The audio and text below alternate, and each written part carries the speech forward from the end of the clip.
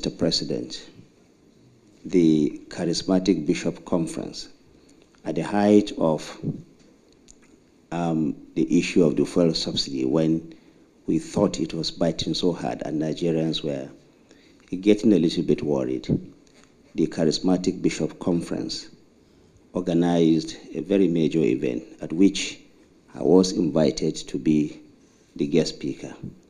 And I know the kind of position that the charismatic bishop conference took in ensuring and enlightening Nigerians on the need for us to remain together, to be united, to be focused, and to maintain an unflinching support for government, even in the face of the kind of temporary hardship that we took. Mr. President, I thought this goes a long way in ensuring that at least our religious leaders are also mindful of the need for us to come together, even in the face of hardship. I thought I should say that. Your Excellency, the leader of the delegation talked about the fuel subsidy, the removal, and the temporary hardship that appeared to have been occasioned by that. They also talked about the need for prudence in resource allocation and also the need to drive away corruption in the process. Mr. President, it is no news that indeed in any kind of reform that happens in all parts of the world, temporary hardships are usually experienced. And we're happy to note that today, not only does the federal government have more money to spend to bring about the kind of promises that the president has promised at the very beginning, but also to ensure that the future, according to the president, as he always says, the future of our children and the children yet unborn will not be frittered away. Indeed, if these resources were continued to be kept in the hands of a few people, as the fuel subsidy regime provided, it will continue to be business as usual. You are spending what you don't have, and therefore the future of our generations yet unborn is unassured. Today, we have seen the trajectory clearly indicating that the fuel subsidy removal, even with the kind of hardship, the temporary one that we occasion, has indeed provided a clearer picture for the prosperity that all of us so desire, so that our country can be or can take its place in the committee of nations. So in other words, yes, fuel subsidy removal had gone, but we're happy to also see, Your Excellency, that not only the federal government, the subnationals and everyone, more resources to spend, and therefore discipline is coming back, and then the future of our children is kept assured.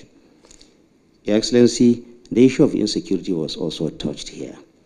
Yes, in 2023, I know, because I've lived in Kaduna for a very long time, and I know how difficult it was to move from Abuja to Kaduna.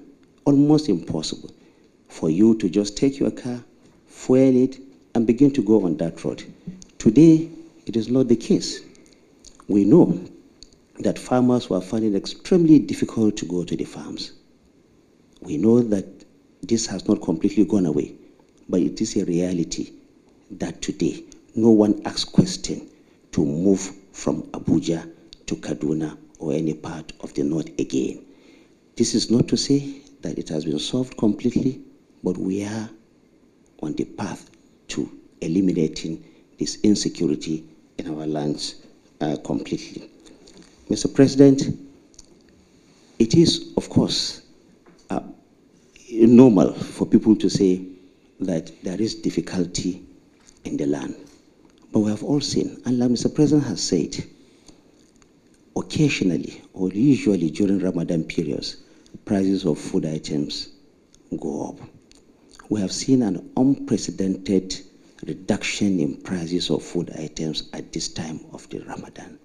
And it's even no coincidence that even as this Ramadan is happening, that both religious, major religions, the Christians and Muslims, are acknowledging that.